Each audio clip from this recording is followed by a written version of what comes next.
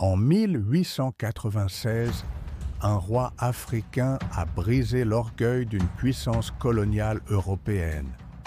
Sous le soleil brûlant d'Adoua, les tambours résonnaient, les étendards flottaient et les guerriers avançaient. Son nom, Ménélik II, le lion d'Afrique.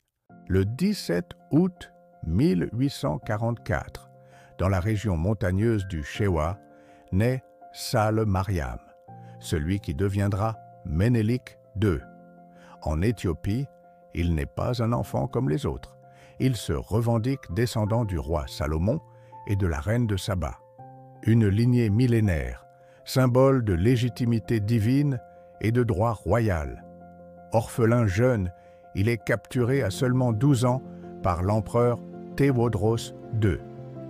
Prisonnier dans la forteresse de Magdala, il apprend la patience, la diplomatie et observe les faiblesses du pouvoir. À 21 ans, il s'évade. Et sur le chemin du retour, une seule idée, reconquérir son héritage. Ménélik reprend le titre de Négus du Shewa, gouvernant cette province clé. Il tisse des alliances, joue sur les rivalités entre chefs régionaux et étend ses territoires. Il modernise son armée, fusils européens, artillerie achetée à des marchands, mais aussi cavalerie traditionnelle redoutable. En 1889, à la mort de l'empereur Johannes IV, Ménélik s'impose face aux prétendants et devient Négus Négeste, roi des rois d'Éthiopie. Cette même année, il signe avec l'Italie le traité de Wichal. Dans la version amharique, un accord d'amitié.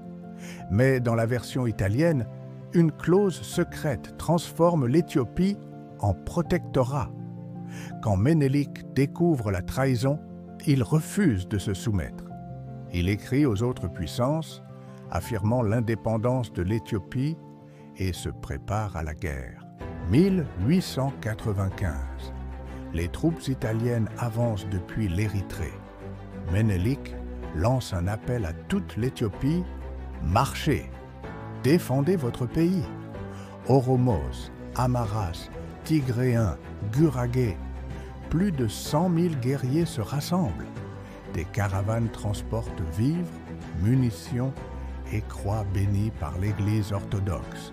À l'aube, les cloches des églises et les tambours de guerre se répondent. Les montagnes d'Adoua deviennent un champ de feu. Les Italiens, mal préparés, tombent dans les embuscades éthiopiennes.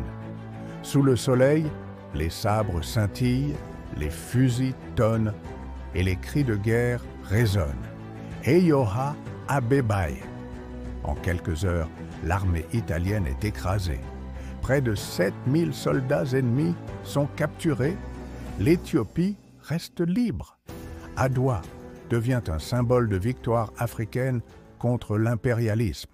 Après la guerre, Ménélik modernise encore son pays. Fondation d'Addis Abeba comme capitale, construction d'hôpitaux et d'écoles, développement du chemin de fer vers Djibouti, introduction de l'électricité et du téléphone.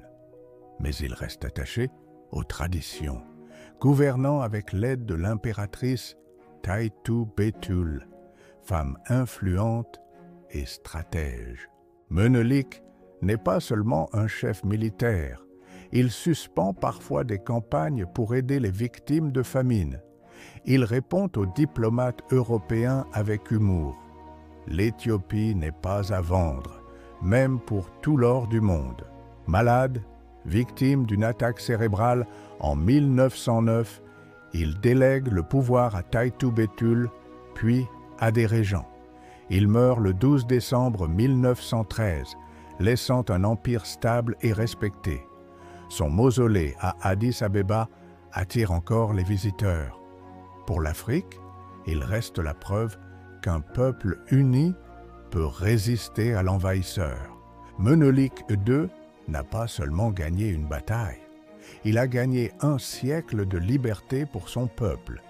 Aujourd'hui, Alors que les défis changent, son courage rappelle qu'aucune nation n'est trop faible pour dire non.